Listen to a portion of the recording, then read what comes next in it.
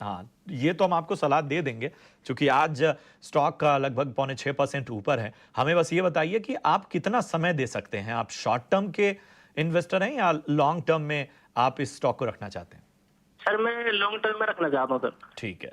Long term का नज़रिया है, इसलिए अविनाश जी मैं आपके पास आना चाहता हूँ। बीसीएल इंडस्ट्रीज़ इन्होंने 50 रुपए, 51 रुपए के आसपास ही खरीदी है। मतलब अभी जिस भाव पे है, उसी भाव पे इनकी खरीदी है, लेकिन लॉन्ग टर्म रखना चाहते हैं। क्या नज़रिया बन रहा है?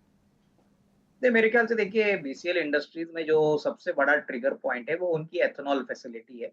हालाँकि ये एडिबल ऑयल भी बनाते हैं, लेकिन कंपनी का जो ग्रोथ इंजन है वो एथेनॉल से आएगा और देखिए गवर्नमेंट का जो फोकस है एथेनॉल के ऊपर, एथेनॉल का जो ब्लेंडिंग रेशियो है वो एफवाई 25 से वो 20% करना चाहते हैं, अभी 10% है।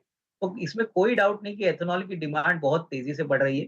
इनका जो वेस्ट बंगाल का यूनिट है वो दिसंबर में चालू हो चुका है, तो उसका पूरा इम्पैक्ट आपको आने वाले साल दैट इज़ एफवाई 24-25 में देखने को मिलेगा। मुझे लगता है कि अभी इन्होंने एक हाल ही में शायद स्टॉक खरीदा है, स्टॉक प्राइस का जो प्राइस और जो सीएमपी है वो मोर और लेस सिमिलर है।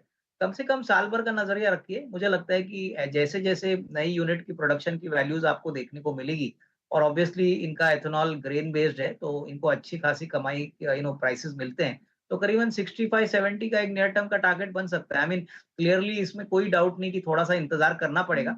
बट एथेनॉल पॉलिसी जब तक गवर्नमेंट प्रमोट करेगी, तब तक मेरे ख्याल से इस कंपनी को ग्रोथ का रिकॉर्ड करने में कोई दिक्कत नहीं होगी। तो कम से कम 12 महीने का व्यू लेके यहाँ पे होल्ड करें, अराउंड 68-75 का एक टारगेट प्राइस यहाँ पे रख सकते हैं।